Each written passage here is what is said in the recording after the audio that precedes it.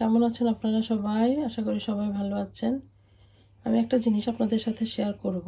আমার মেয়ে কানে থাকা দিয়েছে, ইয়ার পিয়ার্স করেছে, নোজ পিয়ার্স করেছে। বাংলাদেশে আমি গিয়েছিলাম 2 ইয়ার্স এগো, তখন করিয়েছিলাম। ওরা অনেক ধরনের মিস্টেক করে ফেলছে বাংলাদেশে। তারপর আমার মেয়ের তো অনেক কানে প্রবলেম হয়েছিল। এখন আবার আমার মেয়ে সে কানের ইয়েটা বন্ধ করে তারপর আবার নতুন করে দিয়েছে ক্লিয়ার্সে গিয়ে। আপনাদের সাথে আমি একটু শেয়ার করব ইনফরমেশনটা। এই যে আমার মেয়ের কানের মানে বাংলাদেশে গিয়ে করিয়েছিলাম, ওরা বোনের মধ্যে দিয়ে দিয়েছিল, তারপর ক্লিয়ার্সে গিয়ে আবার নতুন করে করালাম। দেখাই একটু নোজটাও।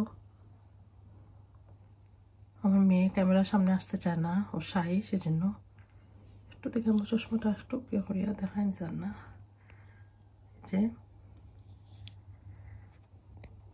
আম্মু তুমি কও কিতা করছে তারা বাংলাদেশেও কিতা প্রবলেম হচ্ছিল তোমার?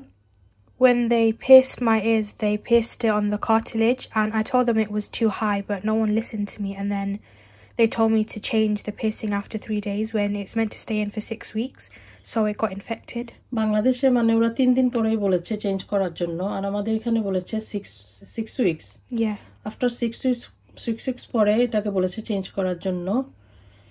আর এই যে মেডিসিনগুলো দিয়েছে এটা ক্লিয়ার্স থেকে দিয়েছে, Saline solution.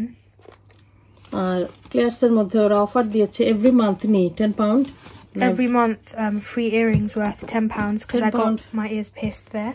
কারণ তারা ক্লিয়ার্সের মধ্যে আমার মেয়ে করিয়েছে, তো সেজন্য ওরা 10 পাউন্ডের এভরি মান্থ ফ্রি দিয়েছে। এনি কাইন্ড অফ ইয়াররিংস আনা যাবে।